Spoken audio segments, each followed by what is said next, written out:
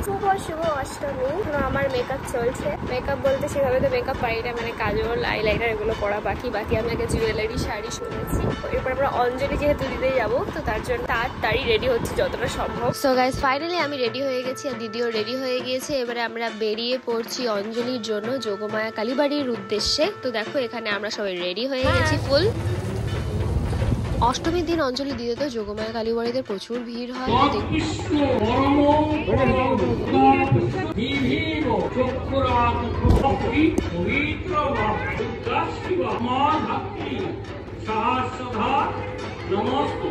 আমরা যখন কালীবাড়িতে পৌঁছাই তখন অলরেডি একটা অঞ্জলি হচ্ছিল, তোমাদের শোনালাম। আমাদের সময় ছিল শেষ অঞ্জলি দেওয়ার সময়। তো সবাইকে বারবারই বলা হচ্ছিল যে এবার লাস্ট অঞ্জলি দেওয়া হবে, কারণ তারপর থেকে সন্ধি পুজোর সময় চলে আসবে। ভিড় কিন্তু প্রচন্ড, দেখতেই পাচ্ছ ভীষণ ভিড় ছিল। কিন্তু যাই হোক, মায়ের টানে আমরাও পৌঁছে গেছি। আর দেখতেই পাচ্ছ সবাই মিলে এখন আমরা অঞ্জলি দেব। তো এই সবাই আমাদের অঞ্জলি শুরু হয়ে গিয়েছে। সকলে মিলে আমরা লাস্ট অঞ্জলিটা দিয়ে নিলাম অষ্টমীর জন্য। এরপরই মাকে ভোগ দেওয়ার ব্যবস্থা করা হলো।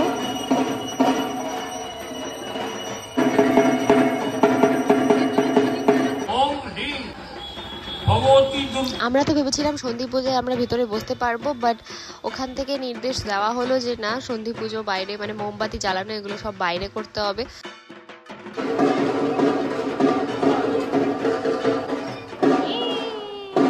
তো ফাইনালি বাবাইয়ের দেখা পাওয়া গেল। তো বানারহাট থেকে সোজা যোগমায়া কালীবাড়িতে ডেকে নিয়েছিলাম ওকে, কারণ এখানেই আমি ছিলাম।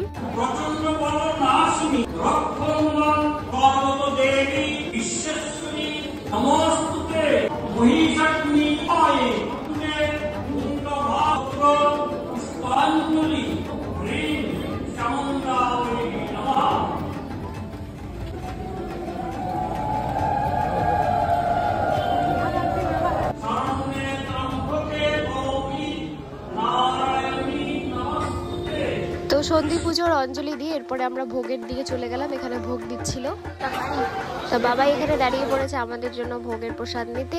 তারপর আমরা 3টে ভোগের প্রসাদ নিয়ে নিয়েছিলাম। একটা তো আমি আরো শেয়ারিং এ খাবো বলেছিলাম, আর বাকি দিদি আর মার জন্য। যথারীতি আমার মা নিজেরটা গৌতমকে দিয়ে দিচ্ছিল। তো সবাই মিলে মিশে খেয়ে নিলাম ভোগের প্রসাদ। তারপরে একটু ছবি তুলে আমরা বেরিয়ে পড়লাম। মানে চলে এসেছিলাম পুরো রাজবাড়ি দিঘির এখানে, কিন্তু হয়ে গেছে একটা কাণ্ড, পড়ে গেছে ওর গাড়িতে একটু স্ক্র্যাচ, কারণ একটু টোটোর সাথে লেগে গেছিল। রাজবাড়ি আসার একটাই মজা যে পুরনো অনেক চেনা মুখের সাথে আবার দেখা হয়ে যায়। অন্যান্য দিনের তুলনায় অষ্টমীর দিনটাই ছিল ভীষণ রকম গরম। কি প্রখর রোদ ছিল বলে বোঝানো যাবে না। তো আমার ভীষণভাবে ঠান্ডার ক্রেভিংস হচ্ছিল, তাই একটু আখের রস খেয়ে নিয়েছিলাম।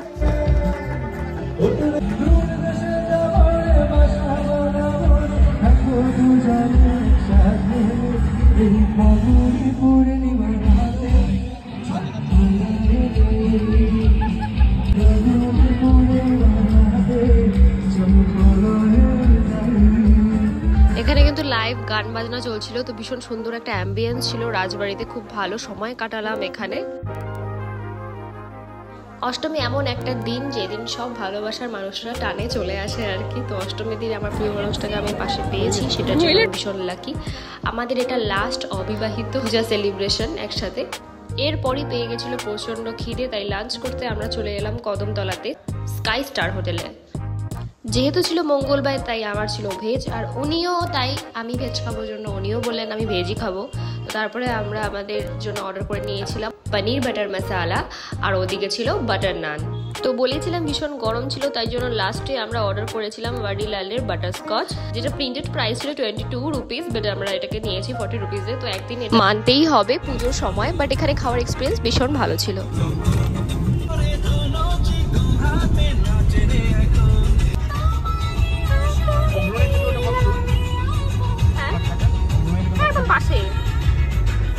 এখন কিন্তু পুরো বিকেল বিকেল হয়ে এসছে, তো পুরো লাইটিং ফাইটিং দেখা যাচ্ছে। তো এখন আমরা যাচ্ছিলাম পাতকাটা কলোনিতে আবার সবাই মিলে, কারণ সবাই মিলে যাওয়ার আনন্দটা আলাদাই। একই মণ্ডপ আমরা 4-5 বার যাই, বাট দেখতে প্রত্যেকবারই আলাদা রকমই লাগে। এটা পাতকাটা কলোনির সামনের গেটটা দেখতেই পাচ্ছ, তো ভিড় ভালোই ছিল। তো আমরা এই পথ দিয়ে যখন হেঁটে যাচ্ছিলাম তখনই একটা সুন্দর রিল বানিয়ে দিল আমাদেরকে দিদি। তো দেখো কত সুন্দর লাগছিল রাস্তাটা। আর দুজন মিলে আমরা পাতকাটা এলাম, কারণ ওর দেখা হয়নি পাতকাটাটা, তো ওরও ভীষণ ভালো লেগেছে।